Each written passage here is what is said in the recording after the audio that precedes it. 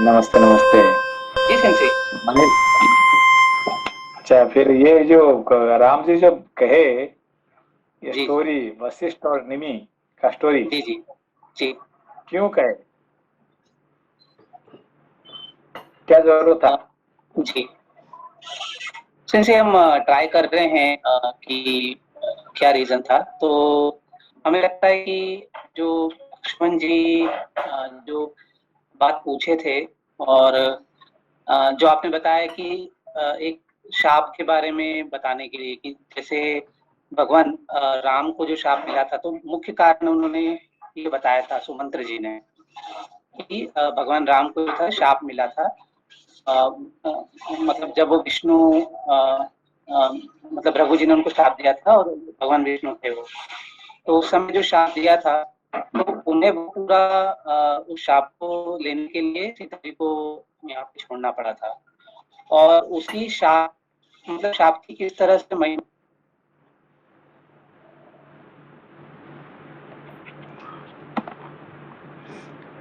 Sensei, he disconnected. Maybe. हाँ हाँ, hello.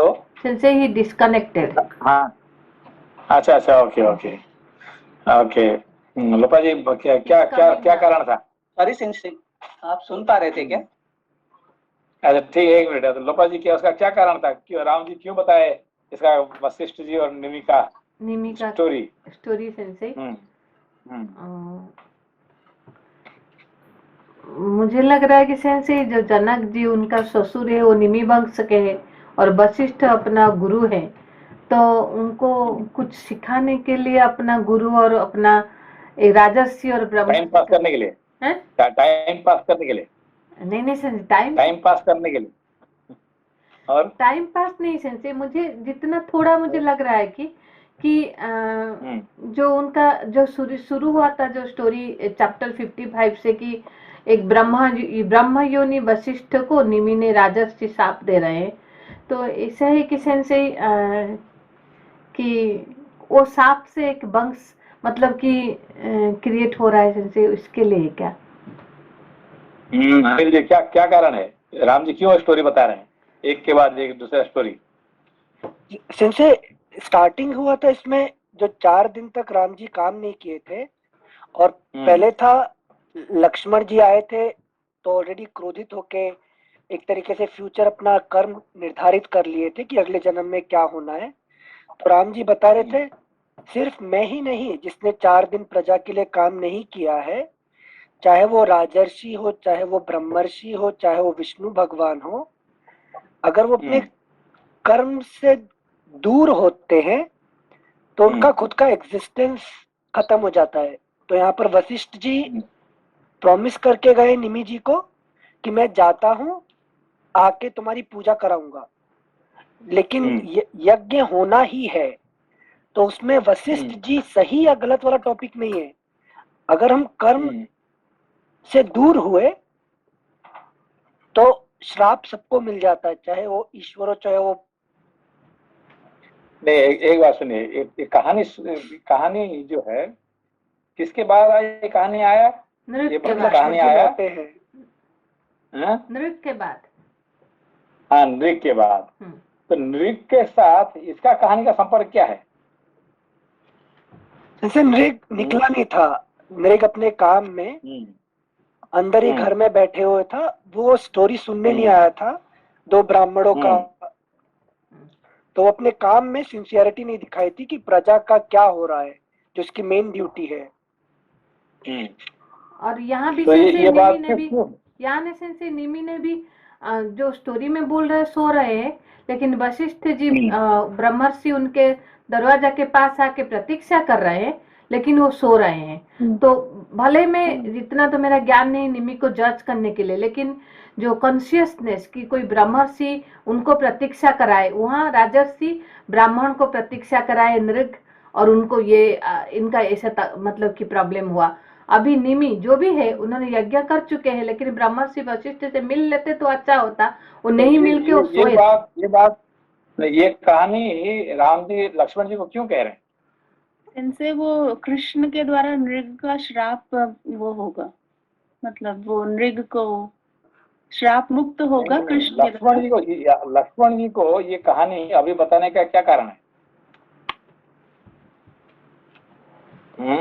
अभी क्योंकि कहानी सुनाने के लिए ये शुरू किए क्या? जैसे वो अभी क्रोधित है ना, वो बोल रहे हैं कि अगले जन्म में उनका छोटे भाई नहीं बनेंगे, कि जो काम हमको दिया गया है राग द्वेष छोड़ के नहीं, अभी आपने कॉन्टेक्स्ट नहीं सुना आपने। ये राम और लक्ष्मण के अंदर में क्या बातचीत हुआ? शुरू कहाँ से शुरू हुआ? कहाँ से शुरू हुआ है? दोनों का जब बातचीत कहाँ से शुरू हुआ? कार्य मीन्स जहाँ वो छोड़ के आने के बाद आप पूछ रहे थे अभी जैसे अध्याय 53 सर्ग से महाराम जी कहते हैं, सौम्य सुमित्रा कुमार, मुझे पूर्ववासियों का काम किए बिना 4 दिन बीत चुके हैं। यह बात मेरे मर्मस्थल को विदीर्ण कर रही है। तो कॉन्टेक्स्ट से वहां से सेट कर रहे हैं क्या वो कि फिर उन्होंने बताना चालू किया श्लोक संख्या 6 में, जो राजा प्रतिदिन पूर्ववासियों के कार्य नहीं करता वह निस्संदेह सब ओर से निश्चिद्र अतएव वायु संचार से रहित घोर नरक में पड़ता है। मतलब काम नहीं करने से तो श्राप, इसको श्राप मिला, उसको श्राप मिला, मतलब कर्म ही बलवान है, उसी का फल है। नहीं, देखिए पहले इन्होंने राम जी बताए किसको? लक्ष्मण जी को, तुम जाओ बाहर देख के आओ कि कोई हमारे प्रतीक्षा कर रहा है क्या, कोई किसका काम पूरा नहीं हुआ है, ऐसा कोई है कि नहीं, कोई है क्या, है कि नहीं? तो लक्ष्मण जी आगे बताए किसका काम, यहाँ पे तो सबका काम पूरा हो गया। ये राम राज्य में कोई भी यहाँ पे कोई भी जीव नहीं है जिसका कि काम पूरा नहीं हुआ है कि नहीं? सबका सब पूरा हो गया, इसलिए राम जी राज्य है।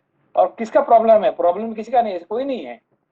फिर दोबारा भेजते हैं राम जी, जाओ देख के आओ, तो कहते नहीं कोई भी नहीं है कि नहीं? तो फिर कहते हैं देखो कि 2 ब्राह्मण आए थे और राजा नृग ने उनका बात नहीं सुने, इसकी वजह से उनको नरक में पड़ना पड़ा। जैसे कि वशिष्ठ जी आए थे, चलो जो भी हुआ है कहानी, वशिष्ठ जी आए और निमी उनको नहीं मिलके है कि कह मैं सो रहा हूं, है कि ना, सो गए, तो उसकी वजह से उनको शाप प्राप्ति हुआ है। इस तरह से हम भी है कि नहीं, किसी का कोई आया हमारे द्वार पे और हम उसका काम नहीं किए तो हमारा भी ऐसे हालत हो जाएगा। समझ बात की बात को? हाँ सिंसे, तो इसीलिए जाके उसको बार बार बेहतर देख के आओ, तो कोई है ही नहीं है, ठीक है ना?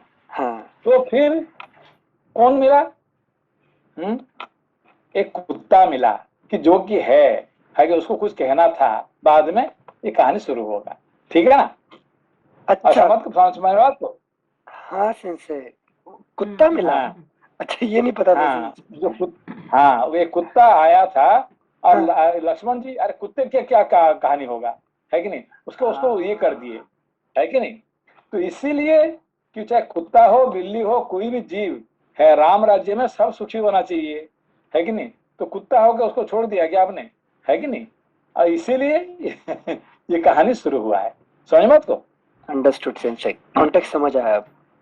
तो हमेशा हर कॉन्टेक्स्ट को आपको ध्यान रखना पड़ेगा, है कि नहीं? हाँ सेंसे, निमि जी को ऐसा श्राप मिला कि अब जिंदगी में कभी नहीं सो सकते। हाँ, क्योंकि इसीलिए उन्होंने नहीं सोने के लिए उन्होंने क्या बोले, क्या मांगे कि मैं आपका पलक में, है कि नहीं, पलक में मैं रहूं, कि इसलिए कि मैं कॉन्शियसली मैं रह सकता हूँ, दोबारा मैं कभी नहीं सोऊंगा मैंने, ठीक है ना? इसलिए ये वर मांगे उन्होंने। समझ बात को? हाँ सेंसे।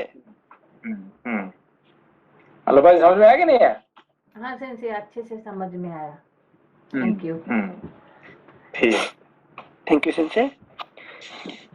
सेंसे कुछ चीज बताइए, हम जो आप हमेशा समझाते हैं कि हमारी उम्र सिर्फ 1 निमिषा ही रहती है, इसका मतलब उतने की गारंटी है? तो इतने कॉन्शियस रहना चाहिए हमें एक्चुअली। जो निमिष में निमि जो रहे निमिष में, मतलब इतना कॉन्शियसली और रहे, है कि नहीं? देखिए उन्होंने जवाब दिए थे कि वशिष्ठ जी को क्या बोले थे कि ठीक है मैं आपका, उन्होंने नहीं कहा कि ठीक है आप नहीं आएंगे तो मैं दूसरे से करवा दूंगा यज्ञ, उन्होंने नहीं कहे, हाँ नहीं बोल कहे। दिए। हाँ फिर दूसरे से करवा दिए, ठीक है। तो फिर उनको जाके कहना चाहिए था, सॉरी हमने दूसरे से करवा दिया, ना तो उनको वेट करना चाहिए और आके उनका द्वार पे खड़े हुए हैं और ये क्या कर सो रहे हैं, है कि नहीं। तो ये क्या बात सही हुआ क्या, ये सही नहीं हुआ है कि नहीं। हाँ, थैंक यू सिंसे। चलिए अगला अध्याय पृष्ठ। अनिल जी, हाँ भैया, हाँ भैया। सिंसी जो भी आपने बताया कि आगे जैसे वो एक कुत्ते की कहानी आने वाली है, तो ये उसका मतलब एक रूपरेखा डिसाइड हुआ है कि लक्ष्मण जी जो है वो मेन बात पे ध्यान नहीं दे रहे हैं और वो नहीं जा रहे हैं देखने, ऐसा है देखिए क्या इसमें सिंसी? क्या है कि अभी देखिए ये पूछ रहे हैं कि जाओ, उन्होंने 2 बार भेजे कि जाओ, कोई कौन है कि नहीं, जिसका कोई काम हमारे लिए रुका हुआ है और देख के आओ। और लक्ष्मण जी गए, कहने नहीं कोई नहीं है यहाँ पे, कोई नहीं है यहाँ पे, कोई क्यों आएगा यहाँ पे, क्योंकि आपने सबके लिए तो अच्छे कर्म कर दिए, है कि नहीं। तो यहाँ तक कि आपने अपना पत्नी को भी वनवास कर दिया किसको कहने पर, और ऐसे राम राज्य में किसका दुख होगा कि कोई आगे आपको कुछ कहेगा, है कि नहीं। उसका मतलब कोई नहीं आएगा, सबका पूरा हो गया है। तो राम जी दोबारा कहते जाओ देख के आओ, नहीं कोई नहीं है। तो फिर उन्होंने अपना कहानी बताते, देखो नृग ने ऐसे ऐसे करने से ऐसे ऐसे हुआ, निमि ने ऐसे करने से ऐसे, है कि नहीं। इसीलिए don't take anything so unconsciously, ठीक है ना। सिंसी एक और यहाँ पे प्रश्न था कि भगवान राम ने तीनों कहानी सुनाई जो 3 अलग अलग कालों के लिए है। जैसे निमि जी की कहानी है जो त्रेता युग के लिए है, और जो इनकी यदु की कहानी है जो द्वापर में जाती है। तो ये तीनों युगों का कुछ संबंध भी है क्या, तीनों कहानियों का आपस में? नहीं, एक बार सभी का कहानी एक ही है, नहीं एक ही। लक्ष्मण जी को समझाने के लिए ये सारे कहानी का अंदर में क्या है कि इस संबंध, देखिए आप तीनों कहानी में जो एक ही उसका अर्थ होता है, ये कारण से, ठीक है ना। चलिए आगे पंडित से बताए, खुद राम जी खुद ही कहेंगे, ठीक है, सुनिए। जी जी जी, थैंक यू सिंसी। थैंक यू सिंसे। सिंसे एक बार ओके, हाँ पढ़ते हैं सिंसे आगे। सिंसे श्लोक संख्या 20 से एक बार पढ़ रहे हैं, थोड़ा वो रिफ्रेश हो जाएगा जो हम कल याद नहीं रह पाया था। श्लोक संख्या 18, 19, 20, पृष्ठ संख्या 739। पूर्ववत मंत्रोच्चारण पूर्वक होम करते हुए उन महात्माओं ने जब निमि के पुत्र की उत्पत्ति के लिए अरणि मंथन आरंभ किया, तब उस मंथन से महातपस्वी मिथि उत्पन्न हुए। इस अद्भुत जन्म का हेतु होने के कारण वे जनक कहलाए, तथा विदेह जीव रहित शरीर से प्रकट होने के कारण उन्हें वैदेह भी कहा गया। इस प्रकार पहले विदेह राज जनक का नाम महातेजस्वी मिथि हुआ, जिससे यह जनक वंश मैथिल कहलाया। सौम्य लक्ष्मण राजाओं में श्रेष्ठ निमि के शाप से ब्राह्मण वशिष्ठ का, और ब्राह्मण वशिष्ठ के शाप से राजा निमि का जो अद्भुत जन्म घटित हुआ, उसका सारा कारण मैंने तुम्हें कह सुनाया। यहाँ पे 2 कंटेक्स्ट है, नहीं यहाँ पे 2 कंटेक्स्ट है। एक कंटेक्स्ट क्या है कि किसी का राजा किसी का भी अवहेलना नहीं करना चाहिए, ठीक है ना, क्योंकि वो राजा ने देश के लिए, सबका हित के लिए वहां बैठे हुए हैं, है कि नहीं। राजा तो कोई काम नहीं करते हैं, है कि दूसरे का टैक्स का पैसा खा के बैठे हुए हैं, उसका मतलब सबका है कि अच्छा लेते हैं, तो उसका मतलब सबका चीज देखना चाहिए, है कि नहीं यहाँ पे। हाँ। तो ये एक कारण है। और दूसरा कारण क्या है कि शाप, एक दूसरे का शाप से क्या क्या होता है, ठीक है ना। थैंक यू सिंसे, थैंक यू सिंसे। अगला अगला अध्याय। एक मिनट, मेरा एक प्रश्न था सिंसे, जो पिछले परसों जो पढ़ रहे थे, ये जो मित्र वरुण का वो जो उर्वशी के साथ उनका जो साथ में होने के बाद, जैसे अगस्त्य मुनि, फिर उसके बाद वशिष्ठ में जन्म हुआ, तो वो थोड़ा समझ में आया।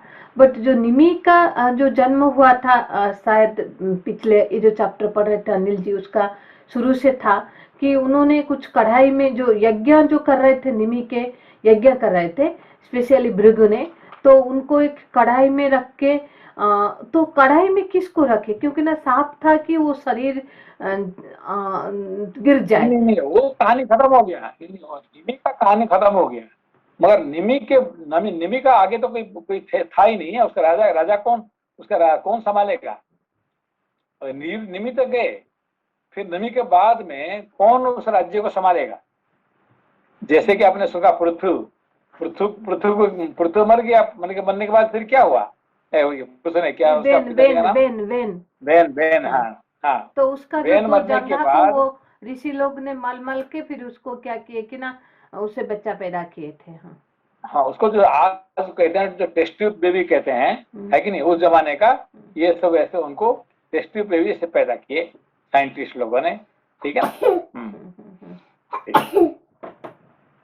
थैंक यू सेंसे, थैंक यू लोपा जी।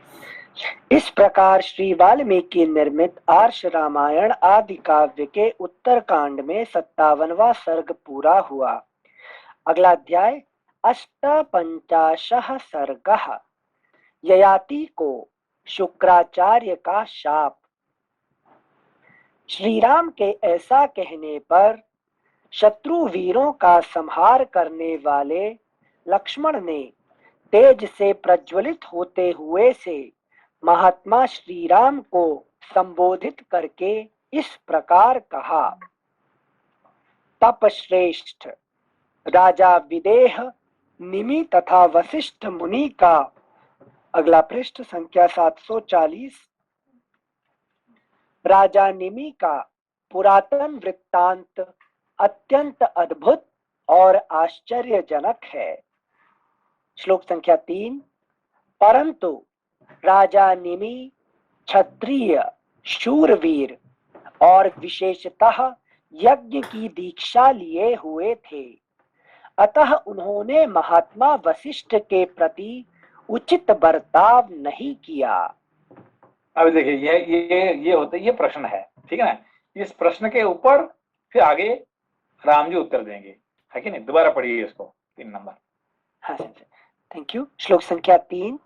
देखिए, ये तो वशिष्ठ जी का गुस्सा तो समझ में आ रहा है, पर निमि का गुस्सा जो है समझ में नहीं आ रहा है। इनको क्या उसको ये होना चाहिए था, ठीक है ना। हाँ थैंक यू सेंसे। श्लोक संख्या 3। परंतु राजा निमि क्षत्रिय शूरवीर, वो क्षत्रिय है। देखिए, वो क्षत्रिय है और वशिष्ठ ब्राह्मण है, ब्रह्मर्षि है कि हाँ। एक क्षत्रिय ब्रह्मर्षि को शाप दे देते हैं, है कि उसको गिरा देते हैं, उसको मार देते हैं उसको, ठीक है ना।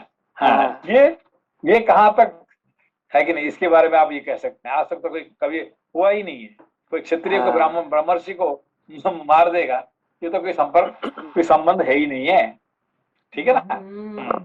हाँ, इसीलिए वो ययाति शुक्राचार्य का आगे। ओके। हाँ, इसके लिए वो उन्होंने दोबारा कहानी बताते हैं, ये आती है शुक्राचार्य का, ठीक है नहीं, सेम कॉन्टेक्स्ट है। हाँ, थैंक यू सेंसे। श्लोक संख्या 3 फिर से पढ़ रहे हैं। परंतु राजा निमि क्षत्रिय शूरवीर और विशेषतः यज्ञ की दीक्षा लिए हुए थे, अतः यज्ञ की दीक्षा यज्ञ के बीच में थे, ठीक है ना। हाँ, पूरा नहीं हुआ था अभी तक। अच्छा, यज्ञ की दीक्षा लिए हुए थे, अतः उन्होंने महात्मा वशिष्ठ के प्रति उचित बर्ताव नहीं किया। लक्ष्मण के इस तरह कहने पर दूसरों के मन को रमाने प्रसन्न रखने वालों में श्रेष्ठ क्षत्रिय शिरोमणि श्री राम ने संपूर्ण शास्त्रों के ज्ञाता और उद्दीप्त तेजस्वी भ्राता लक्ष्मण से कहा। श्री राम ने संपूर्ण शास्त्रों के ज्ञाता और उद्दीप्त तेजस्वी भ्राता लक्ष्मण से कहा। वीर सुमित्रा कुमार, सभी पुरुषों में वैसी क्षमा नहीं दिखाई देती जैसी राजा ययाति में थी। राजा ययाति ने सत्व गुण के अनुकूल मार्ग का आश्रय ले दुस्सह रोष को क्षमा कर लिया था।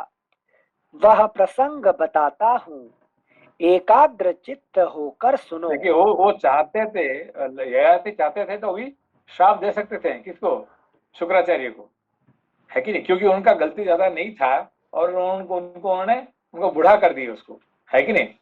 तो उसके लिए वो भी श्राप दे सकते थे शुक्राचार्य को, मगर उन्होंने नहीं दिए, है कि नहीं? इसीलिए ययाति को महान कहा गया यहाँ पे, है कि नहीं? अच्छा, हाँ हाँ हाँ, थैंक यू सिंसे। श्लोक संख्या 7। सौम्य, नहुष के पुत्र राजा ययाति पूर्ववासियों प्रजाजनों की वृद्धि करने वाले थे। उनके 2 पत्नियां थीं, जिनके रूप की इस भूतल पर कहीं तुलना नहीं थी। नहुष नंदन राजर्षि ययाति की एक पत्नी का नाम शर्मिष्ठा था, जो राजा के द्वारा बहुत ही सम्मानित थी। शर्मिष्ठा दैत्य कुल की कन्या और वृषपर्वा की पुत्री थी। पुरुष प्रवर उनकी दूसरी पत्नी शुक्राचार्य की पुत्री देवयानी थी। देवयानी सुंदरी होने पर भी राजा को अधिक प्रिय नहीं थी। उन दोनों के ही पुत्र बड़े रूपवान हुए। बाल शर्मिष्ठा ने पुरु को जन्म दिया और देवयानी ने यदु को। वे दोनों बालक अपने चित्त को एकाग्र रखने वाले थे। अपनी माता के प्रेम युक्त व्यवहार और अपने गुणों से पुरु राजा को अधिक प्रिय था। इससे यदु के मन में बड़ा दुख हुआ। देखिए यहाँ जो कहानी आप सुन रहे हैं, ये भी कुछ नया कहानी है जो कि अभी तक सुना नहीं आपने, ठीक है ना? कहानी तो वही एक ही है, और इसमें जो कॉन्टेक्स्ट जो है, इसमें कुछ नया है जो कि आपने अभी तक नहीं सुना है। यस, ठीक है ना?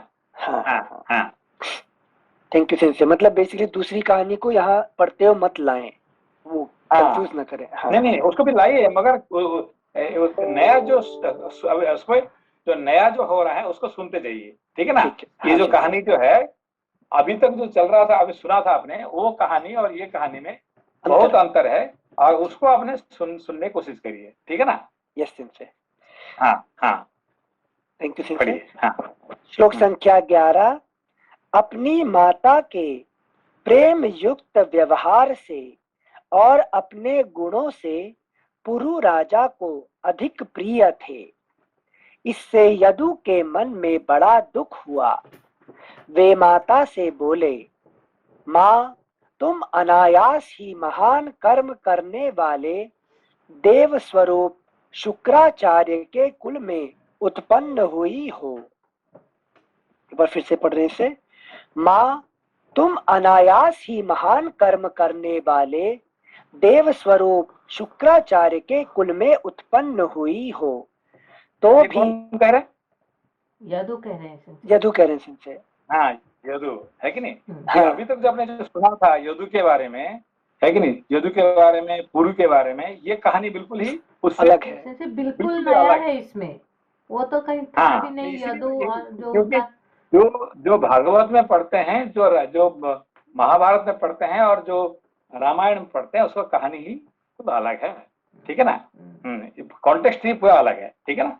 यहाँ का शुरुआत भी हुआ है सिंसे, उनका 2 पत्नियां थे, 2 रानियां थे, वहाँ शुरुआत हुआ है। लेकिन कहीं भी ऐसे नहीं शुरू हुआ है कि क्योंकि ना पहले देवयानी आई, शर्मिष्ठा उनका नहीं, उसके देखिए अभी देखिए यहाँ पे जो आपने जो अभी तो सुना था, क्या है, उनका 4 बेटे थे। तो राजा ने पूछते हैं, है कि नहीं, तो इन्होंने क्यों मना किया, है कि नहीं? तो ये देखिए पूरा कहानी बिल्कुल अलग है। हाँ, पढ़िए। हाँ, थैंक यू सेंसे। श्लोक संख्या 12। माँ, तुम अनायास ही महान कर्म करने वाले देव स्वरूप शुक्राचार्य के कुल में उत्पन्न हुई हो, तो भी यहाँ हार्दिक दुख और दुस्सह अपमान सहती हो। अतः देवी, हम दोनों एक साथ ही अग्नि में प्रवेश कर जाएं। अब देखो क्या कह रहे हैं, है हम कि नहीं? दोनों अग्नि में हम प्रवेश दोनों करेंगे। आत्महत्या कर लेंगे, है कि नहीं? हम्म। ये बात यदु कह रहे हैं अपना माँ से, ठीक है ना? हाँ, थैंक यू सिंचे। श्लोक संख्या 13। अतः देवी हम दोनों एक साथ ही अग्नि में प्रवेश कर जाएं, राजा दैत्य पुत्री शर्मिष्ठा के साथ अनंत रात्रियों तक रमते रहें। यदि तुम्हें यह सब कुछ सहन करना है तो मुझे ही प्राण त्याग की आज्ञा दे दो। तुम ही सहो, मैं नहीं सहूंगा, मैं निस्संदेह मर जाऊंगा। अत्यंत आर्त होकर रोते हुए अपने पुत्र यदु की यह बात सुनकर देवयानी को बड़ा क्रोध हुआ और उन्होंने तत्काल अपने पिता शुक्राचार्य का स्मरण किया। शुक्राचार्य अपनी पुत्री की उस चेष्टा को जानकर तत्काल उस स्थान पर आ पहुंचे जहां देवयानी विद्यमान थी।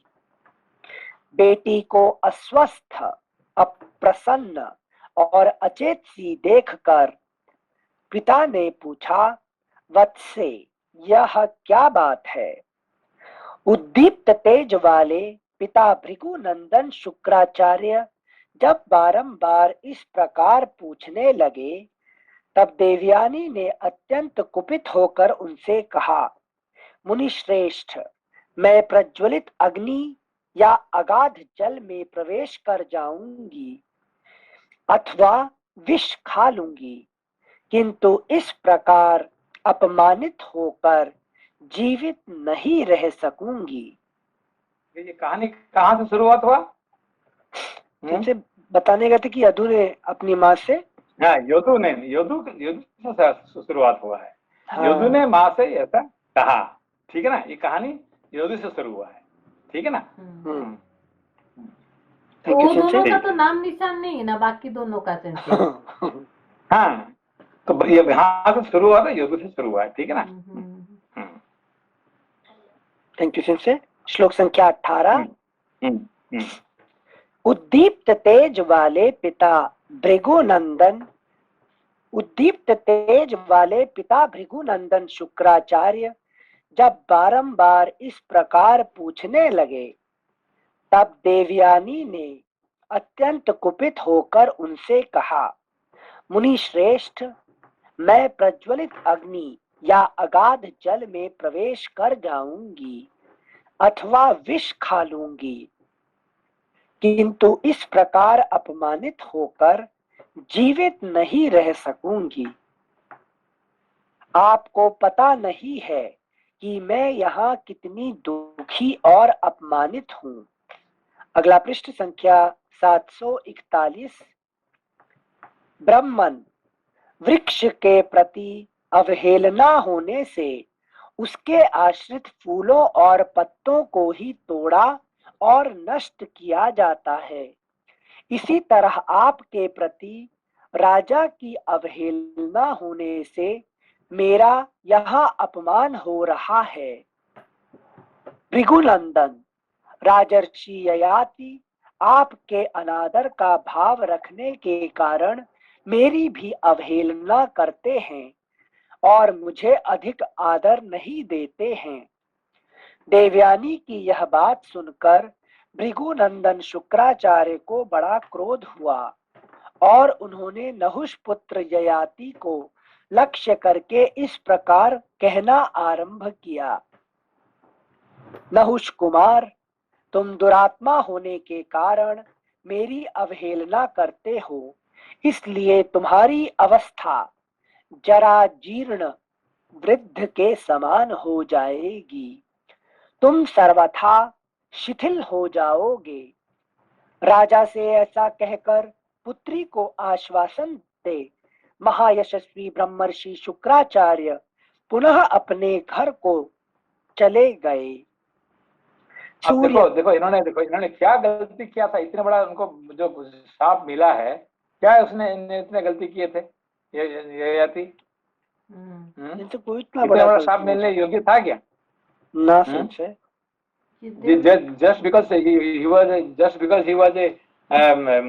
sage, that doesn't mean that he should curse Thoughts him. like ये फिर वो फिर Okay. अपने बेटी का जस्ट बोला और बेटी के बात हाँ। सुन के विवेक नहीं लगा हाँ। के कर्स कर रहे हैं। हाँ।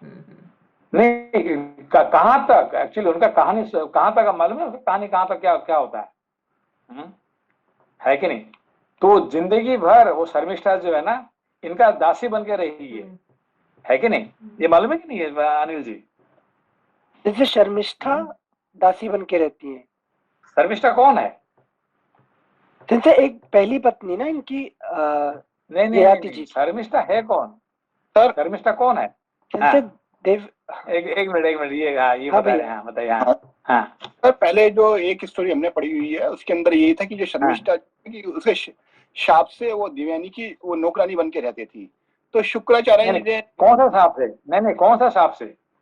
वो जो क्या नाम शुक्राचार्य जी को क्या नाम वो जो कुएं में जो गिरती है वो ययाति जब शादी करता है उससे, जब ययाति से शादी करते हैं क्या नाम ययाति से शादी करती है ये देवयानी, तब उस समय शुक्राचार्य कहते हैं कि तुम इसको लेके तो जा रहे हो साथ में। वो उसका कपड़े जब बदल जाते हैं सर, कपड़े बदल जाते हैं उन दोनों के, देवयानी के या शर्मिष्ठा के। तो शर्मिष्ठा के कपड़े वो देवयानी के कपड़े शर्मिष्ठा पहन लेती है। तो वो बड़ा गुस्सा होती है कि भाई तूने राजा होने के बावजूद मेरे क्या नाम मैं रानी हूँ और तूने मेरे तू तो ऋषि की लड़की है, तूने मेरे कपड़े पहन लिए। तो उससे बड़ा गुस्सा आता है। तो वो अपने पिताजी से बोलती है शुक्राचार्य जी से। शुक्राचार्य तब जाके बोलते हैं कि भाई इसने मेरी बेटी की बड़ी क्या नाम बेइज्जती की है, तो इस वजह से मैं तो जा रहा हूँ ये छोड़ के ना राज। तब वो उससे बोलते हैं कि ये बता तेरे को क्या चाहिए। वो कहते हैं कि अब ये मेरी दासी बन के रहेगी शर्मिष्ठा, तब जाके मेरे को खुशी होगी। तब जाके तो वो देखिए दासी बन एक्चुअली एक राजा का बेटी है। कौन? शर्मिष्ठा राजा का बेटी है। हाँ है जी। कि नहीं? राजकुमारी होते हुए भी इसका दासी बन के जिंदगी में रही। जी ठीक है ना? जी जी। तो ये बात ययाति को पता चला, तब उन्हें कहा ठीक है, दोनों को उन्होंने ये किया, है कि नहीं? तो भी आज ऐसे हालात मतलब बहुत ही उन्होंने, तो आज भी तो तभी ययाति कुछ नहीं कह के उसको बात मान लेते हैं। लेकिन ये राम जी ये कहानी बता रहे हैं। लेकिन सर ये जो ययाति जो है उनको जब इन्होंने बोला था शुक्राचार्य जी ने कि भाई तेरे से मेरी ये शर्त है शादी से पहले कि क्या नाम तू शर्मिष्ठा तुम्हारे साथ जाएगी, लेकिन कभी भी तुम इसके साथ क्या नाम नहीं रहोगे, साथ में नहीं जाओगे और मेरी बेटी का हमेशा ध्यान रखोगे। ये मेरे से तुम वादा करो इस चीज का ना, क्योंकि उनको पता था कि आने वाले टाइम के अंदर शर्मिष्ठा इतनी खूबसूरत है तो हो सकता है इसका मन बदल जाए और मेरी बेटी को छोड़ दे। तो ये इन्होंने शुक्राचार्य जी ने पहले से ही उसको ययाति जी को बोला था कि ऐसा मत करना तुम। तो उसके बावजूद ही उन्होंने शादी कर ली शर्मिष्ठा से। तो उस चीज का जो गुस्सा था वो आज जो इनका निकला है शुक्राचार्य जी का, तब शाप दिया उन्होंने उसको कि मेरी बेटी सुखी परेशान। तब ययाति जी को जब बुलाते हैं कि वही ययाति तुमको मैंने वादा किया था कि तुम ऐसा मत करना, लेकिन तुमने ऐसा किया। तो ययाति जी कहते कुछ नहीं बोलते और शुक्राचार्य शाप देते हैं। ये पहले हम स्टोरी पढ़ चुके सर। सिंसे इसमें मेरा थॉट है कि इसमें वो पहले की आपने जो पढ़ाए थे कि ये जो शर्मिष्ठा है वो तो वृषपर्वा की राक्षस राज वृषपर्वा की पुत्री है, राजकुमारी है, और शुक्राचार्य उनकी पुरोहित है, क्योंकि ना राक्षस लोगों की गुरु है। तो ये जो छोटा सा बात पे तो इन्होंने जो लाके लड़ाई किए, तो फिर ययाति उनको उद्धार कर दिए, वहीं से टॉपिक खत्म हुआ। आपने एक बार बोले थे कि वो आके इसको लगा रहा है कि मतलब शर्त लगा रही है कि तभी गुरु होने के कारण, ज्ञानी होने के कारण वो अपना बेटी को समझा सकते थे, बट वो नहीं समझा के अपने जिस राजा के लिए ब्राह्मण है पता है, लेकिन राजा तो रक्षक है ना, तो के राजा का जिस राजा के राजसभा में पुरोहित थे उन्हीं राजा के बेटी को लाके बोल रहे हैं कि तुम दासी बनो। तो वहाँ शुक्राचार्य थोड़ा जो कि अपना बेटी को सही शिक्षा नहीं दिए थे, आपने बहुत साल पहले एक बार सिखाए थे, तो वो ययाति ऑब्जर्व कर रहे थे कि जो भी हुआ है। अभी देखिए सुनिए, बात है कि अभी राम जी क्या कहना चाहते हैं। ये लक्ष्मण जी को राम जी इस माध्यम में, ये ययाति का कहानी का माध्यम में क्या शिक्षा देना चाहते हैं, ये हमें समझना चाहिए। ठीक है, ये कहानी जो भी छोड़ दीजिए, कहानी का ऊपर ज्यादा मत कहिए। अभी जो है ये कहानी, कौन सा कहानी, जो राम जी लक्ष्मण जी को क्या ज्ञान देना चाहते हैं इस ययाति का कहानी सुना के, ये हमें समझना चाहिए। अभी समझ बात को मुकेश जी, समझ बात को? जी सर, हाँ जी सर। हाँ जी हाँ, सर, हमारा जो है तो ययाति और शुक्राचार्य और वो कहानी, हमें हमारा कहानी अभी क्या है कि राम जी लक्ष्मण जी को क्या ज्ञान देना चाहते क्या? हैं जी सर, इस ययाति का कहानी का माध्यम से, ठीक है ना। जी सर, ये है ये आज की इंटरेस्टिंग टॉपिक है, आज का टॉपिक है कि नहीं। वो कहना चाहते थे, ये कहना चाहते हैं कि ययाति चाहते थे तो वो भी शुक्राचार्य को श्राप दे सकते थे, अच्छा, मगर उन्होंने श्राप नहीं दिए। ये कहता है जैसे कि निमि ने अपना गुरु को श्राप दे दिए, है कि श्राप देके गिरा, मरवा दिए, ठीक है ना। मगर ये चीज ययाति ने ऐसा नहीं किए, लेकिन उसको मान के उसको अपने आप ये कर लिए। लेकिन क्या क्या हुआ, ये कहानी राम जी सुना रहे हैं लक्ष्मण जी को, ठीक है ना। अब ये इंटरेस्टिंग कहानी। जी सर, हाँ ठीक है ना। हाँ ठीक है, अभी देखिए। हाँ पढ़िए। हाँ थैंक यू सेंसे। श्लोक संख्या 16 से पढ़ते हैं एक बार। शुक्राचार्य अपनी पुत्री की उस चेष्टा को जानकर तत्काल उस स्थान पर आ पहुंचे जहां देवयानी विद्यमान थी। श्लोक संख्या 17। बेटी को अस्वस्थ, अप्रसन्न और अचेत सी देखकर पिता ने पूछा, वत्से यह क्या बात है? उद्दीप्त तेज वाले पिता भृगुनंदन शुक्राचार्य जब बारंबार इस प्रकार पूछने लगे, तब देवयानी ने अत्यंत कुपित होकर उनसे कहा, मुनि श्रेष्ठ, मैं प्रज्वलित अग्नि या अगाध जल में प्रवेश कर जाऊंगी अथवा विष खा अब लूंगी। देखिए, ये मुकेश जी आपको पता है ना कि अभी ययाति से शादी करने से पहले जी तो सर, देवयानी का कहानी पता है ना क्या आपको। फिर शुक्राचार्य से प्रॉब्लम किसका था मालूम है ना आपको, याद है? देवयानी का शुक्राचार्य जी नहीं, हाँ, क्योंकि शुक्राचार्य के अपना बेटी देवयानी के प्रति बहुत ही क्या कहते हैं उनको, टेक केयर करते थे बहुत ज्यादा देवयानी की ना। टेक केयर होता अच्छे पिताजी अपना बेटी को टेक केयर करते, बहुत अच्छी बात है। याद इतने ही उसका ये था कि उसके लिए कुछ भी करने को तैयार थे, मोह हाँ मोह, इतने मोह था जी कि उन्होंने क्या क्या कर चुके हैं इसके लिए। अब ये कहानी कहाँ से शुरू होता है, याद है आपको? सर ये कहानी तो जब देवयानी इंसल्ट करती है इनकी, क्या नाम, देवयानी की शर्मिष्ठा इंसल्ट करती है देवयानी की, तब से। नहीं, शर्मिष्ठा तो अभी का कहानी, नहीं शर्मिष्ठा का कहानी तो अभी बात है। अच्छा। उससे पहले उनका प्यार हुआ था किससे? जी के लड़के हैं ना, कच्च से प्यार हुआ था। हाँ, बृहस्पति कच्छ के साथ हुआ था। तो कभी भी उनको मरवा दिए, देखो वो कच्छ को मरवा के उसको ये कर दिए उन्होंने, याद है? जी याद है, कच्छ तो तब से तो अपना बेटी के प्रति इतने मोह होने के कारण से उन्होंने कच्छ का भी जिंदगी ध्वंस कर दिए, ययाति का जिंदगी ध्वंस कर दिए, है कि नहीं? जो भी उनका बेटी के साथ ये करते उनको ध्वंस ही कर देते हैं, ठीक है ना। Thank you sir. ठीक है, थैंक यू सेंसे। श्लोक संख्या 17। बेटी को अस्वस्थ, अप्रसन्न और अचेत सी देखकर पिता ने पूछा, वत्से यह क्या है? श्लोक संख्या 18। उद्दीप्त तेज वाले पिता भृगुनंदन शुक्राचार्य जब बारंबार इस प्रकार पूछने लगे, तब देवयानी ने अत्यंत कुपित होकर उनसे कहा, मुनि श्रेष्ठ, मैं प्रज्वलित अग्नि या अगाध जल में प्रवेश कर जाऊंगी अथवा विष खा लूंगी, किंतु इस प्रकार अपमानित होकर जीवित नहीं रह सकूंगी।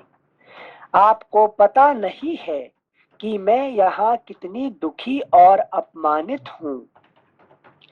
अगला पृष्ठ संख्या 741। ब्राह्मण वृक्ष के प्रति अवहेलना होने से उसके आश्रित फूलों और पत्तों को ही तोड़ा और नष्ट किया जाता है।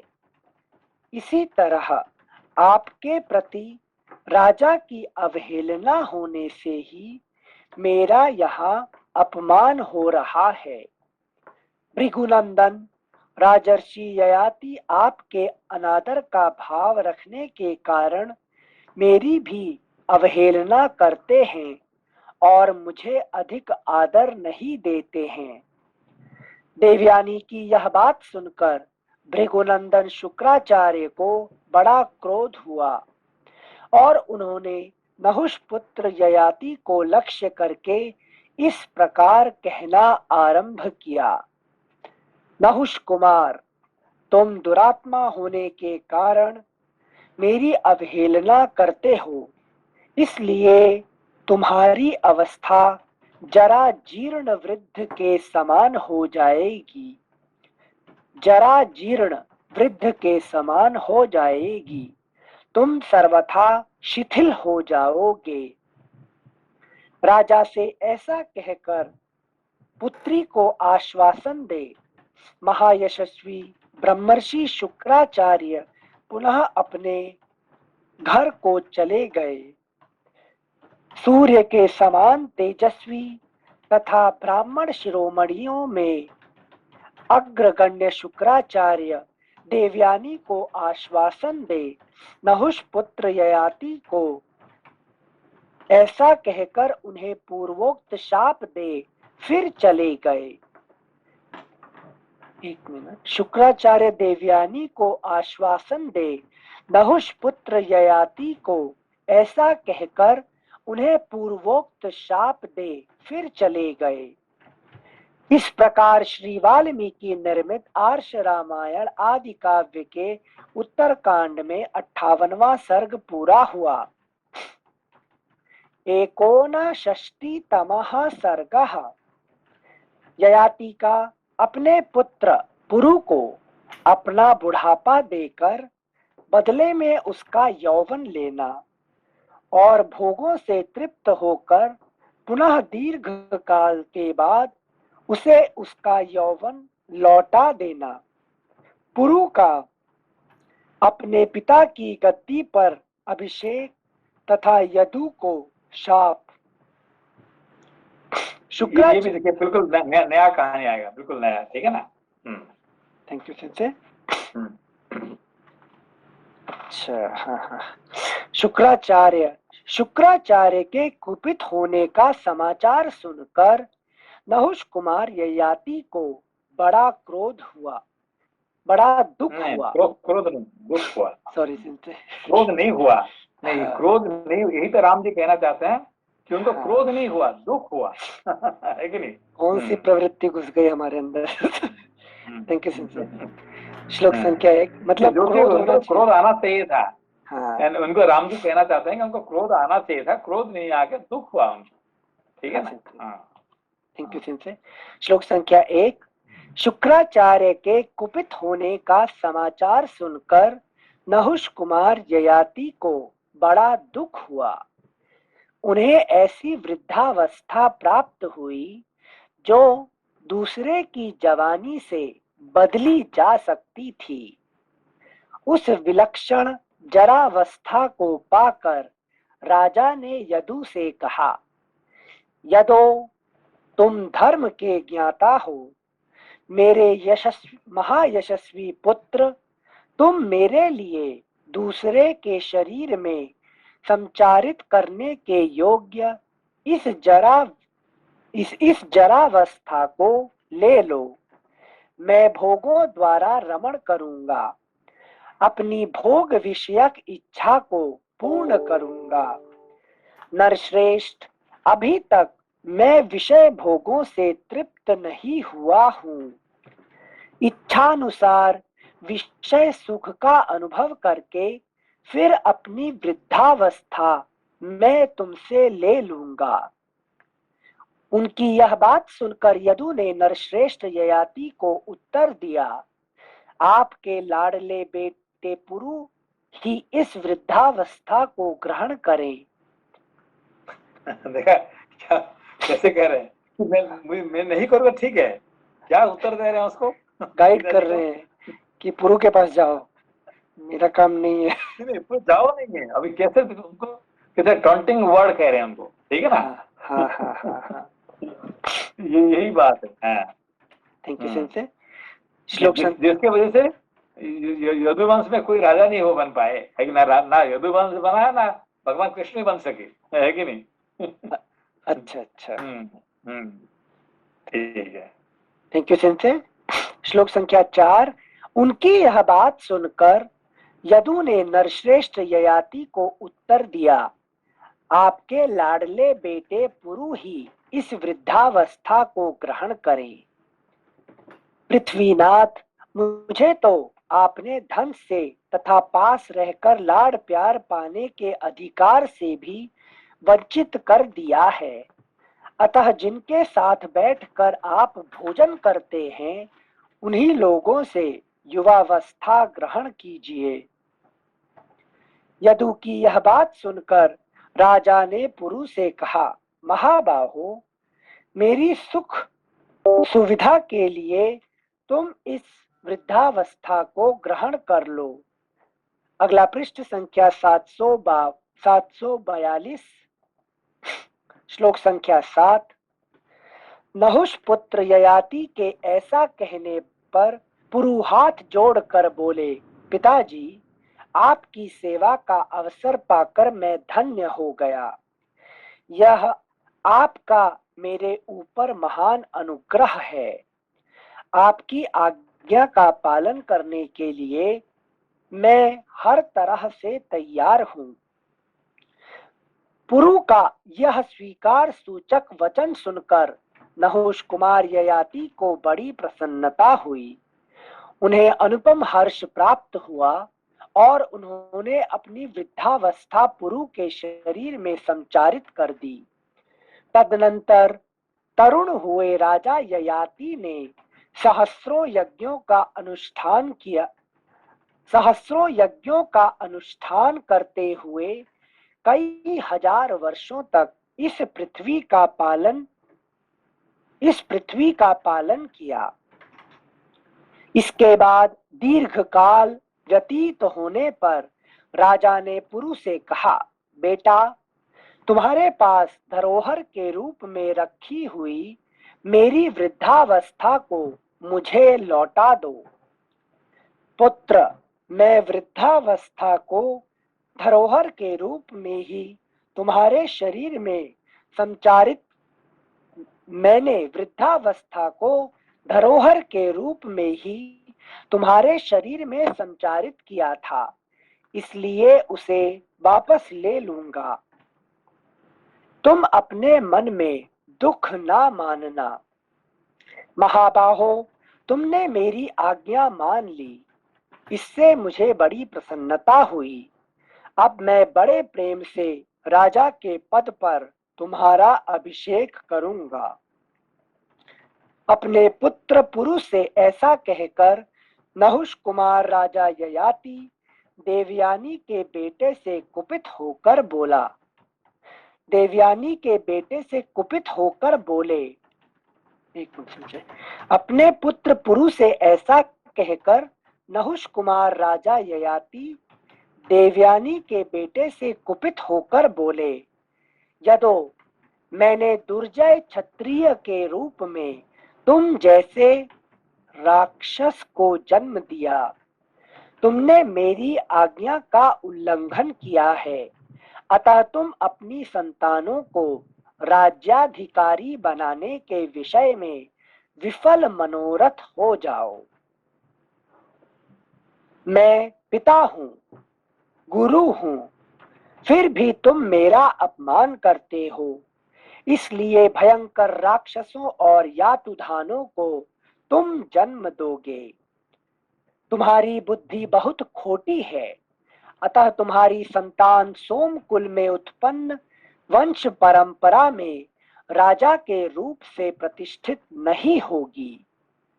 तुम्हारी संतति भी तुम्हारे ही समान उद्दंड होगी। यदु से ऐसा कहकर राजर्षि ययाति ने राज्य की वृद्धि करने वाले पुरुष को अभिषेक के द्वारा सम्मानित करके वानप्रस्थ आश्रम में प्रवेश किया। एक मिनट, श्लोक संख्या 17 एक बार फिर से पढ़ रहे हैं। यदु से ऐसा कहकर राजर्षि ययाति ने राज्य की वृद्धि करने वाले पुरुष को अभिषेक के द्वारा सम्मानित पुरु को सॉरी सिंसे अभी तक गलत पढ़ा पूरा। श्लोक संख्या 17 फिर से पढ़ रहे हैं। यदु से ऐसा कहकर राजर्षि ययाति ने राज्य की वृद्धि करने वाले पुरु को अभिषेक के द्वारा सम्मानित करके वानप्रस्थ आश्रम में प्रवेश किया। तदनंतर दीर्घ काल के पश्चात प्रारब्ध भोग का क्षय होने पर नहुष पुत्र राजा ययाति ने शरीर को त्याग दिया और स्वर्गलोक को प्रस्थान किया। उसके बाद महायशस्वी पुरु ने महान धर्म से संयुक्त हो काशीराज की श्रेष्ठ राजधानी प्रतिष्ठानपुर में रहकर उस राज्य का पालन किया। राजकुल से बहिष्कृत यदु ने नगर में तथा दुर्गम क्रौंच वन में सहस्रों यातुधानों को जन्म दिया। राजकुल से बहिष्कृत यदु ने नगर में तथा दुर्गम क्रौंच वन में सहस्रों यातुधानों को जन्म दिया। शुक्राचार्य के दिए हुए इस शाप को राजा ययाति ने क्षत्रिय धर्म के अनुसार धारण कर लिया, परंतु राम जी का ये ज्ञान है। राम जी क्या कहना चाहते हैं कि ये राम जी का कथन है, ठीक है ना। अच्छा, थैंक यू। से श्लोक संख्या 21 फिर से पढ़ रहे हैं। राम जी का कथन, शुक्राचार्य के दिए हुए इस शाप को राजा ययाति ने क्षत्रिय धर्म के अनुसार धारण कर लिया, परंतु राजा निमि ने वशिष्ठ जी के शाप को नहीं सहन किया। समझ में? जो ययाति के पास जो अच्छा था, गुण था, वो निमि के पास इतने नहीं था, इस हिसाब से देखने से, है कि नहीं? अच्छा, सिंसे जी बताइए, यहाँ पर सिंसे ययाति जी को लग रहा है कि उनकी भी गलती है इसमें, या प्रसाद रूप से? ये गलती तो हर मनुष्य के पास गलती तो है, ऐसा नहीं कि कोई भी परफेक्ट तो है ही नहीं संसार में, गलती तो है, पर गलती का माफ भी किया जा सकता है, उसको सीधे सुधार भी किया जा सकता है, उसको बुरा कर देते हैं उसको बुरा विषय भोग नहीं कर पाएंगे। हाँ सिंसे, थैंक यू सिंसे। सिंसे एक मिनट, यहाँ बूढ़ा ही किया था ना, यहाँ प्राण तो नहीं लिए थे जैसे निमि और वशिष्ठ जी में। सर जैसे कि ययाति को जो शाप जो शुक्राचार्य जी ने गुस्से में जो दिया है ना, क्रोध में, वो जो जब नहीं, मैंने सुना है कि उसके अंदर कि ययाति जी ने जो शादी करी थी शर्मिष्ठा से, वो बिना बताए करी थी देवयानी से, अरुण से, ये इसका उल्लंघन किया था शुक्राचार्य जी से। तो इस वजह से उल्लंघन नहीं किए थे। एक्चुअली बात देखिए कि ययाति एक महान राजा थे, ठीक है ना।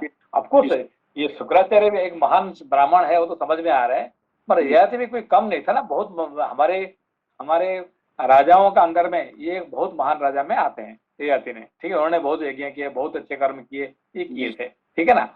तो उन्होंने जब देखे कि एक राजकन्या राजा का बेटी दासी बन के यहाँ आई है, तो उनको क्या खुशी से उसका दासी बना कर रखेंगे क्या, है कि नहीं। एक गलती कर दी, छोटे से गलती के लिए उनको जिंदगी भर दासी रखना, ये क्या अच्छी बात था क्या?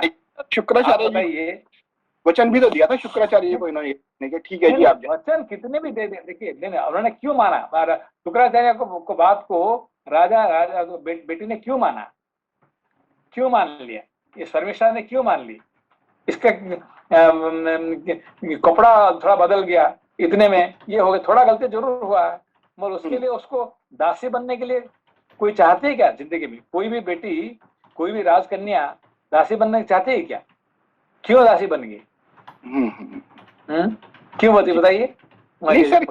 वो जो ऐसा है कि क्या नाम, जो ब्राह्मण है, ब्राह्मण की वो भी लड़की, देवयानी ब्राह्मण की लड़की थी, तो हाँ। उसने तो कपड़े बदलने के बाद जो उसने उसका तिरस्कार किया था देवयानी का, तो वहाँ जो का बदला लेने के लिए देवयानी ने शर्मिष्ठा को अपनी नौकरानी बनाया था। तो नौकरानी जिंदगी भर, देखिए नौकरानी थी, 1 दिन 2 दिन 4 दिन महीने 2 महीने साल तो ठीक है, जिंदगी भर नौकरानी बनेगी? ये हो सकता है किसी किसी किसी राजकन्या किसी का नौकरानी जिंदगी भर रह सकती है किसी का? हो नहीं, ये सकता है? हाँ, यहाँ पे देवयानी की थोड़ी सी गलती है। नहीं थोड़ी सी गलती नहीं है, देखिए जिंदगी भर नौकरानी वो कह रहे हैं, ठीक है। अभी आपने कुछ गलती कर दी, हमारे गलती कर दिया, ठीक है आपने, हम कहेंगे नहीं आप मेरा जिंदगी भर नौकर बनो, तो आप बन सकते हैं क्या? है कि नहीं? ये तो कोई बात नहीं है, ठीक है। आप मेरा 1 महीने 2 महीने 4 महीने 1 साल तक आप नौकर बनो, ठीक है, अब आप मैं मान लिया। नहीं जब तक मैं जिंदा हूं आप मेरा नौकर बनोगे। तो ये क्या अच्छी बात था क्या? है कि नहीं? तो भी उनको क्यों मानना पड़ा शर्मिष्ठा को, मालूम है आपको? अपने पिताजी की वजह से ना, कि पिताजी ने उनको क्यों? क्या हाँ, क्या बोले, क्या ज्ञान दिए? ज्ञान ये दिया कि ये ब्राह्मण है, इनकी क्या नाम इनके आशीर्वाद से मैं यहाँ पे राजा हूँ। हाँ, ये चले जाएंगे तो हमारे राक्षस लोगों का, है कि नहीं, खत्म हो जाएगा, कुछ सर्वनाश हो जाएगा। इसी कारण से मैं तुम्हें भिक्षा मांग रहा हूँ। कौन? हाँ। राजा कह रहे हैं कि बेटी मैं तुम्हें भिक्षा मांग रहा हूँ कि तुम ऐसे रहोगे तो हमारा राक्षस ये जात जीवित रह जाएगा। जी सर। तो उनके लिए तुम दासी बन के ये कर लो, ठीक है ना? तब ये कह ठीक है, तो आप पिताजी हमारे देश के लिए, हमारे सभी लोगों के लिए, सब प्रजाओं के लिए मैं ये करने के लिए तैयार हूँ, ठीक है ना? तो वो तो मान ली, मगर ये बात ये राजा के हिसाब से ययाति ने उसको स्वीकार नहीं था। अरे भाई इतने बड़ा राजकन्या ये क्यों दासी बनकर रहेगी इसके एक छोटे गलती के लिए? कपड़ा पहन ली, ये कर लिए कि बच्चों का खेल में, है कि नहीं, जिंदगी भर दासी रहना ये तो मुझे पसंद नहीं था। कौन कह रहा है? ययाति तो अपना न्याय कर दिया उन्होंने, ठीक है ना? उन्होंने न्याय करके, ये दोनों का लड़ाई था, मगर ये साजिश इसीलिए किए कि उनको न्याय देना था उनको राजा के हिसाब से। लेकिन सर क्या नाम, जो छोटी सी जो ययाति जी की जो मिस्टेक मेरे को लगा ना, वो यही है कि क्या नाम, उन्होंने शादी करी तो बच्चा भी पैदा हो गया, तो उन्होंने शुक्राचार्य जी से, देवयानी से छुपा के रखा। इस वजह से उनको इसलिए उन्होंने उनका शुक्राचार्य जी का जो शाप था वो एक्सेप्ट किया, कि उनकी गलती वहां पे भी थी। नहीं मगर भगवान राम जी क्या यहाँ कहना चाहते हैं, भगवान राम जी कहना चाहते हैं कि वो चाहते थे, ययाति चाहते थे तो वो भी शाप दे सकते थे, है कि नहीं? किसको? शुक्राचार्य को। मगर उन्होंने नहीं दिए। एक क्षत्रिय के हिसाब से उन्होंने उनको मान लिए, जो कि निमि ने नहीं माने, है कि नहीं? दोनों का एग्जाम्पल दे रहे भगवान राम जी। ये कह रहे हैं कि क्षत्रिय कभी कभी ब्राह्मण का शाप को मान जाना चाहिए, क्योंकि उससे भला है उसका अंदर में, है कि नहीं? तो ये बात हम भी अगर निमि जी का और ययाति जी का कॉन्शियस देखें तो सर, उसके अंदर जो ययाति जी हैं उनका ये बड़प्पन है कि क्या नाम, उन्होंने उनको शुक्राचार्य को शाप नहीं दिया, इतना बड़ा जो शाप एक्सेप्ट। ये राम जी का कहना है। जी ये राम जी ये ज्ञान दे रहे किसको? लक्ष्मण जी को, ठीक है ना? हाँ जी, दोबारा पढ़िए उसको, उसी को। अच्छा सिंसे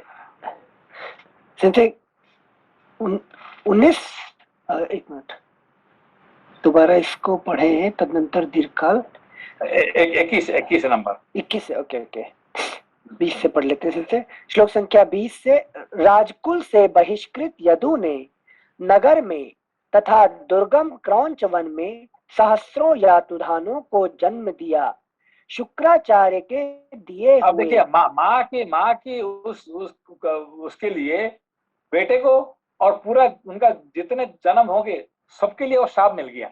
हाँ। ये समझ में आया? ये देखिए गलती किसने किया? माँ ने, है कि नहीं? माँ के पिताजी ने गलती की है, और मिला किसको? यदु को, सारा यदुवंश को मिल गया। भगवान कृष्ण तक यहाँ आ गया, है कि नहीं? मतलब पैदा होने से पहले मार दिया उन सबको मार दिया उन्होंने। कोई राजा नहीं बन सकता है कि नहीं? राक्षस, है कि नहीं? ये सब पैदा होंगे, है कि नहीं? कौन? ये जो कम से जैसे राक्षस पैदा होंगे, ये सब हो गए, सब उन्होंने उसको ये कर दिया। किसकी गलती? माँ का गलती, है कि नहीं? थैंक यू सिंसे। हाँ, श्लोक संख्या 21, शुक्राचार्य के दिए हुए इस शाप को राजा ययाति ने क्षत्रिय धर्म के अनुसार धारण कर लिया, परंतु राजा निमि ने वशिष्ठ जी के शाप को नहीं सहन किया। सौम्य, यह सारा प्रसंग मैंने तुम्हें सुना दिया। समस्त कृत्यों का पालन करने वाले सत्पुरुषों की दृष्टि विचार का ही हम अनुसरण करते हैं, जिसमें राजा नृग की भांति हमें भी दोष न प्राप्त हो। देखो अभी उन्होंने क्या कहते हैं, राजा नृग की भांति है कि नहीं, ऐसे ऐसे ईश्वर की भांति हमें भी दोष प्राप्त ना हो, ये राम जी कहते हैं। ठीक है ना? हाँ, थैंक यू सिंसे। अगला पृष्ठ संख्या 743। चंद्रमा के समान मनोहर मुख वाले श्री राम जब इस प्रकार कथा कह रहे थे, उस समय आकाश में दो ही एक तारे रह गए। पूर्व दिशा अरुण किरणों से रंजित हो लाल दिखाई देने लगी, मानो कुसुम रंग में रंगे हुए अरुण वस्त्र से उसने अपने अंगों को ढक लिया हो। इस प्रकार श्री वाल्मीकि निर्मित आर्ष रामायण आदि काव्य के उत्तर कांड में 59वां सर्ग पूरा हुआ। प्रक्षिप्त सर्गः 1, प्रक्षिप्तः सर्गः 1। फुटनोट, कुछ प्रतियों में यहाँ 3 सर्ग और मिलते हैं, जिन पर संस्कृत टीकाकारों की व्याख्या न मिलने से इन्हें प्रक्षिप्त बताया गया है। इनमें से 2 सर्ग उपयोगी होने के कारण यहाँ अनुवाद सहित दिए जा रहे हैं। Footnote ends. तदनंतर निर्मल प्रभात काल में पूर्वाह्न कालोचित संध्या वंदन आदि नित्य कर्म करके कमल नयन राजा श्री राम राजधर्मों का पालन, प्रजाजनों के विवाद का निपटारा करने के लिए वेद वेत्ता ब्राह्मणों, पुरोहित वशिष्ठ तथा कश्यप मुनि के साथ राजसभा में उपस्थित हो धर्म न्याय के आसन पर विराजमान हुए। वह सभा व्यवहार का ज्ञान रखने वाले मंत्रियों, धर्म शास्त्रों का पाठ करने वाले विद्वानों, नीतिज्ञों, राजाओं तथा अन्य सभासदों से भरी हुई थी। अनायास ही महान कर्म करने वाले राजसिंह श्री राम की वह सभा इंद्र, यम और वरुण की सभा के समान शोभा पाती थी। वहां बैठे हुए भगवान श्री राम ने शुभ लक्षण संपन्न लक्ष्मण से कहा, माता सुमित्रा का आनंद बढ़ाने वाले महाबाहु वीर, तुम बाहर निकलो और देखो कि कौन कौन से कार्यार्थी उपस्थित हैं। सुमित्रा कुमार, तुम उन कार्यार्थियों को बारी बारी से बुलाना आरंभ करो। यहाँ पे भी कौन कौन कार्यार्थी आए हैं यहाँ पे, उनको भी देखो, वही बात जो वहां से शुरुआत किए थे कहानी। ठीक है ना? हाँ, थैंक यू सिंसे। श्लोक संख्या 6। श्री रामचंद्र जी का यह आदेश सुनकर शुभ लक्षण लक्ष्मण ने द्वार देश पर आकर स्वयं ही कार्यार्थियों को पुकारा, परंतु कोई भी वहां यह न कह सका कि मुझे यहाँ कोई कार्य है। श्री राम के राज्य शासन करते समय ना तो कहीं किसी को शारीरिक रोग होते थे और ना मानसिक चिंताएं ही सताती थीं। पृथ्वी पर सब प्रकार की औषधियां, अन्न, फल आदि उत्पन्न होती थीं और पकी हुई खेती शोभा पाती थी। श्री राम के राज्य में ना तो बालक की मृत्यु होती थी, ना युवक की, और ना मध्यम अवस्था के पुरुष की ही। सबका धर्म पूर्वक शासन होता था, किसी के सामने कभी कोई बाधा नहीं आती थी। श्री राम के राज्य शासन काल में कभी कोई कार्यार्थी अभियोग लेकर आने वाला पुरुष दिखाई नहीं देता था। लक्ष्मण ने हाथ जोड़कर श्री रामचंद्र जी को राज्य की ऐसी स्थिति बताई। तदनंतर प्रसन्न चित्त हुए श्री राम ने सुमित्रा कुमार से पुनः इस प्रकार कहा, लक्ष्मण, तुम फिर जाओ और कार्यार्थी पुरुषों का पता लगाओ। देखो तो पहले एक बार वो आके बताया क्या ना, कोई नहीं है कि नहीं? तो फिर भी राम जी बोलते जाओ तुम जाके देख के आओ, है कि नहीं? क्योंकि राम जी को पता है कि कोई ना कोई आया है, ठीक है ना? तो ये बात लक्ष्मण जी को दिखाई नहीं पड़ता उनको, ठीक है ना? बट सिंसे वो लक्ष्मण जी को बार बार बोल रहे हैं जाओ जाओ दिखाओ, तो वो अगर 2 बार गलती की है, मतलब कि राम जी को पता है कि कोई बाहर वेट कर रहे हैं क्या?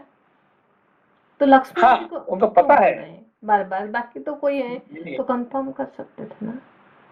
हाँ, ये बात पता है, इसीलिए उनको बार बार कह रहे हैं कि जाओ, है कि तुम जाके देख के आना, ठीक है ना? कि उनको भी, क्योंकि राम जी खुद जाके उसको बुला सके, राजा जाएंगे खुद, है कि नहीं? तो अच्छा नहीं होता ना, ठीक है ना? हाँ, थैंक यू। ठीक, थैंक यू सिंसे। श्लोक संख्या 11। तदनंतर प्रसन्न चित्त हुए श्री राम ने सुमित्रा कुमार से पुनः इस प्रकार कहा, लक्ष्मण, तुम फिर जाओ और कार्यार्थी पुरुषों का पता लगाओ। भली भांति उत्तम नीति का प्रयोग करने से राज्य में कहीं अधर्म नहीं रह जाता है। अतः सभी लोग राजा के भय से यहाँ एक दूसरे की रक्षा करते हैं। अगला पृष्ठ संख्या 744। ठीक है, अभी बंद करते हैं और कल इसे पहले से पढ़ेंगे, ठीक है? ये इम्पोर्टेंट चैप्टर, ठीक है ना? Thank you sensei. नमस्कार। नमस्कार।